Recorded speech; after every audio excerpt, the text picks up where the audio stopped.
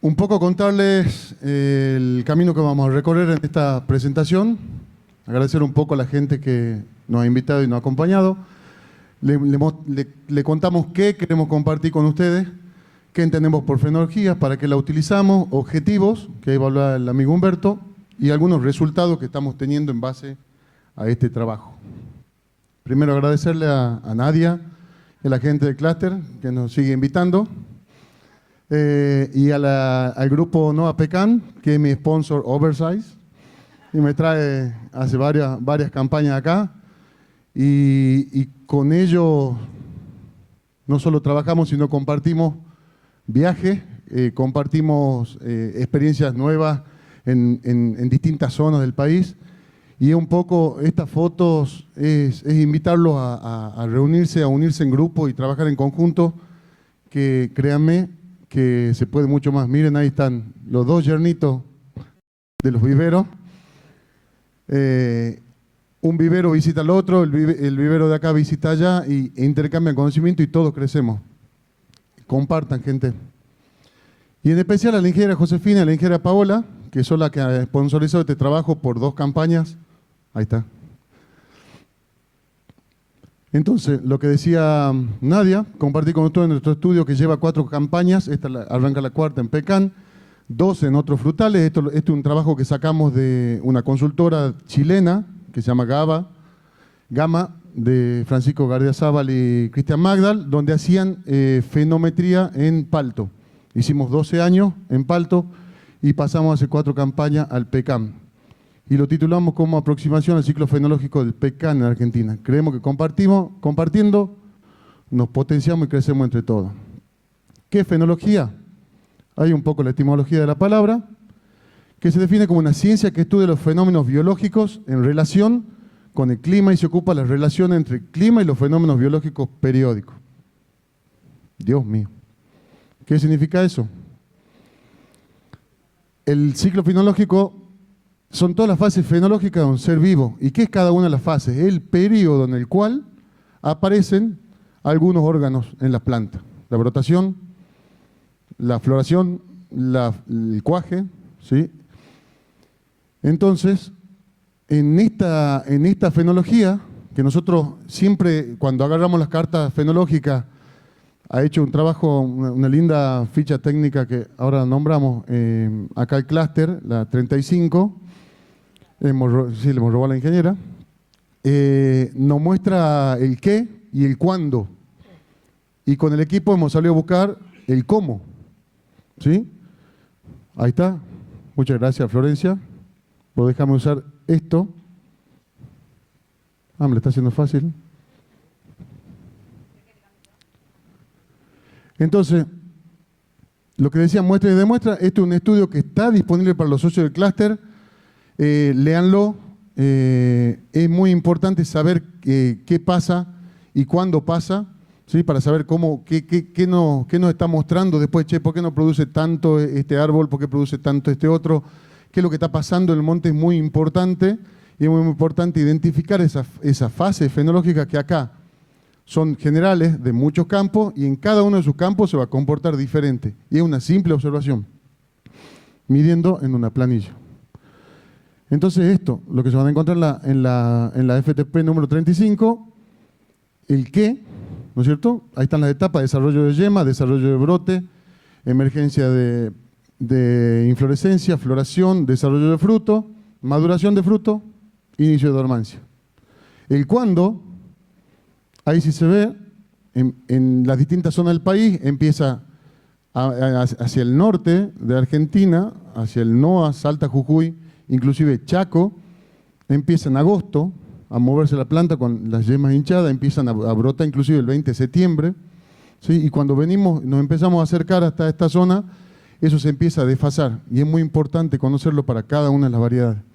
Entonces ahí tienen el qué es lo que sucede, ¿sí? Y el cuándo sucede. Entonces, ¿cómo hacemos para unirlo con esto? Donde está el manejo, arriba hay un ciclo fenológico, una demanda de nitrógeno y demás, que lo hemos visto en varias FTP, Y abajo cada una de las labores distribuidas en los meses y semanas del año. Entonces, la propuesta nuestra es compartirle esto, que es unir esas cosas con mediciones. Entonces, construir las curvas, cómo unimos la observación visual cualitativa con el manejo agronómico, fenometría. ¿Qué es la fenometría? Medimos tasas de crecimiento diaria de los diferentes órganos de la planta. No, acá en interés para nosotros los pecaneros, brote, fruto y raíces. Y le paso el micrófono a mi amigo Humberto. Bueno, buenas tardes a todos. Muchas gracias por el espacio. Bueno, pasando un poco a materiales y métodos. Este trabajo lo llevamos a cabo en 2 fincas productivas. Una es en Metán, Salta, finca El Mangrullo, con una pluviometría de 800, 900 milímetros anuales, pudiendo decirse que es subhúmedo. Y la otra en Don Fermín, Chormor, provincia de Tucumán, con una pluviometría de 350, 400 milímetros, entonces podría decirse semiárido. Las variedades en las que seguimos la fenometría fueron Pauní, que es temprana, Kiowa, intermedia, y Wichita, que está en Don Fermín, en la zona que es semiárida, bueno, en esas 3 variedades. Los que seguimos este trabajo haciendo las observaciones, fuimos la ingeniera Paola Graña, el ingeniero Martín Blequedel y yo. Y los materiales, bueno, es el risotrón, que lo hacemos en una calicata, que es un pozo con dimensiones de 2 metros de largo, 1 de ancho y 1 de profundidad. Y sobre una de las paredes de esa calicata instalamos un vidrio, que ya lo vamos a ver en otras diapositivas un poco más adelante, que es un vidrio de 4 milímetros, que va sobre una de las paredes y donde tenemos que rellenar con tierra entre el vidrio y esa pared de la calicata para evitar que quede aire. Después cintas, que se puede usar cintas de algún color en particular. Lo ideal es que sean fácilmente visibles, porque una vez que empieza a cubrirse, digamos, de brotes y hojas del monte, por ahí las podemos perder. Bueno, cinta métrica con las cuales haremos las mediciones, un calibre, que es el que usaremos para hacer las mediciones del diámetro y el largo del fruto, y planillas en las cuales vamos haciendo la toma de datos. Pasando un poco a la elección de las plantas en las cuales vamos a hacer el seguimiento, lo ideal es que las plantas sean representativas del lote. Es decir, que no estén en las cabeceras, porque en las cabeceras generalmente están más expuestas tanto a factores bióticos como abióticos, puede ser plagas, ya sean insectiles, aves, están expuestas a mayor luz también, entonces por ahí no son plantas representativas, sino que bueno, tienen que ser plantas de la media del lote y que ya sean plantas estabilizadas y que estén sanas para que realmente se estén expresando como es la variedad, digamos.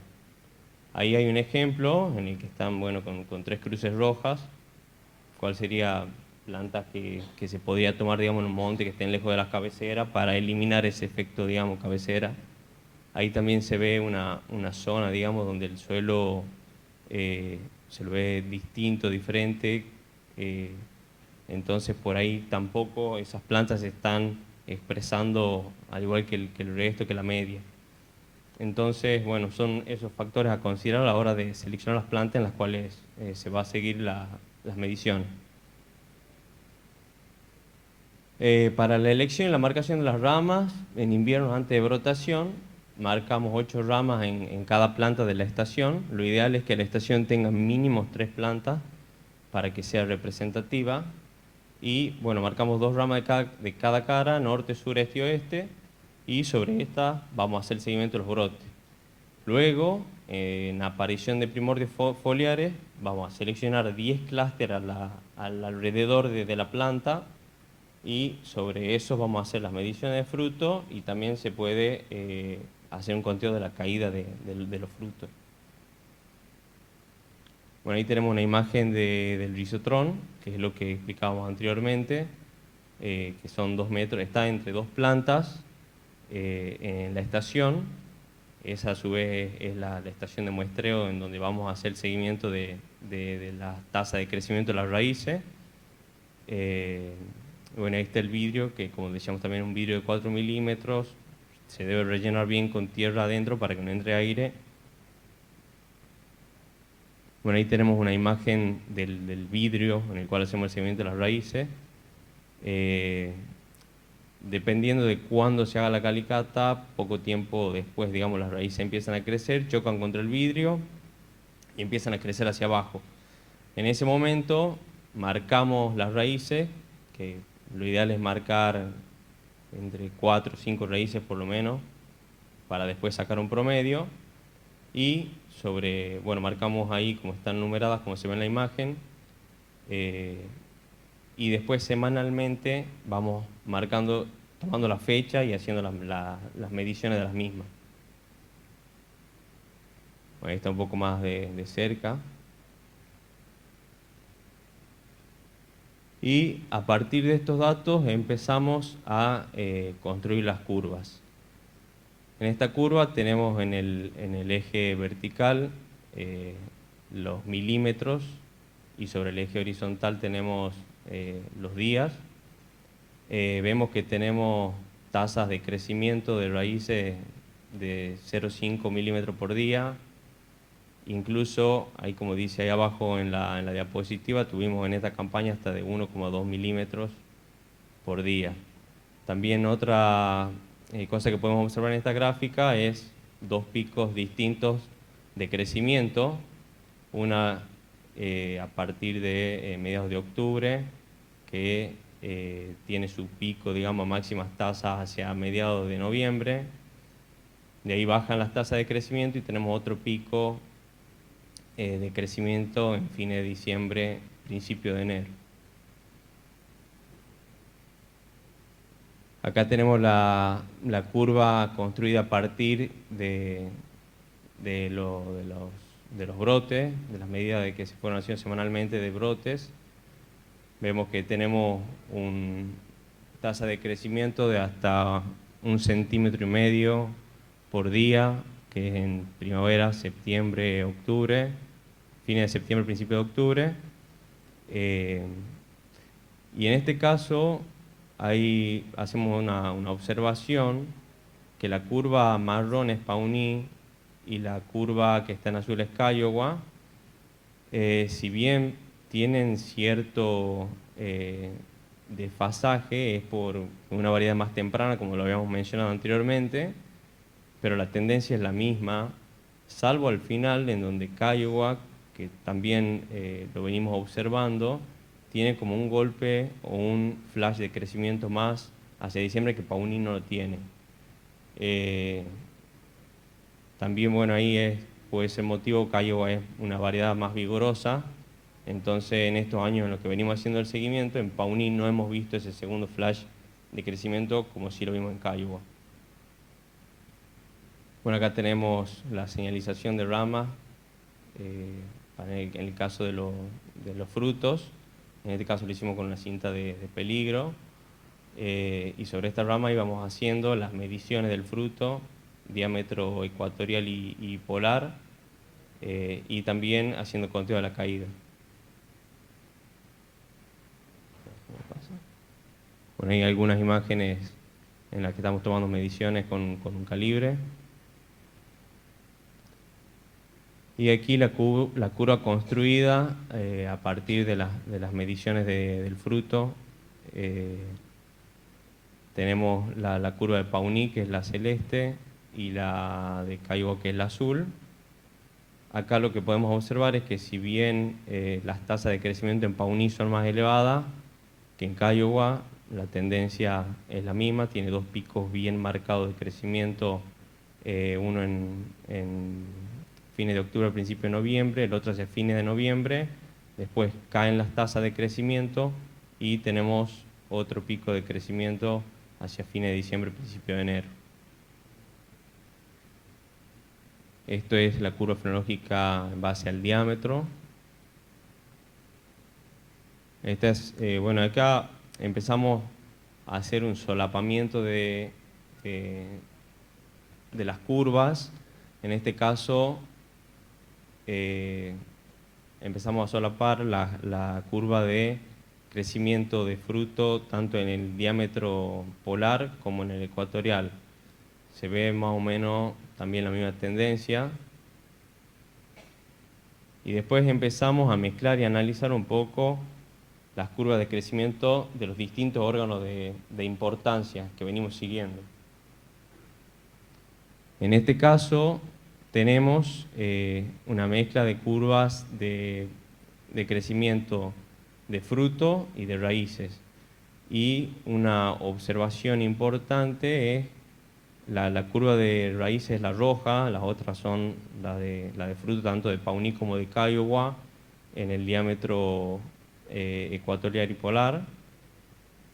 Y la observación importante aquí es cómo cuando crece la curva de las raíces, cuando tenemos un flash de crecimiento en raíces, cómo caen las tasas de crecimiento en fruto. Acá hacemos un solapamiento entre el crecimiento de brotes y raíces y podemos observar también que cuando tenemos el flash de crecimiento de raíz, tenemos un descenso de la tasa de crecimiento de los brotes en dos situaciones.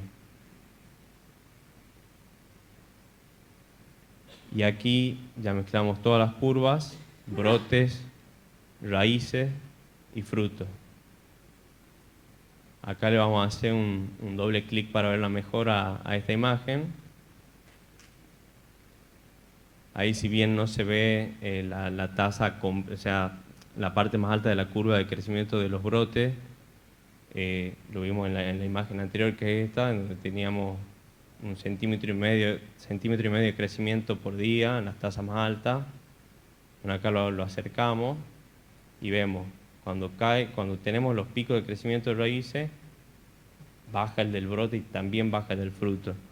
Entonces, a lo que queremos llegar y el objetivo, digamos, de este estudio y de estas mediciones es poder determinar cuál es el momento óptimo para hacer una nutrición más eficiente. Entonces, cuando tenemos el flash de crecimiento, los picos de crecimiento de brote, de fruto, de raíces, aportar en el momento adecuado los nutrientes necesarios.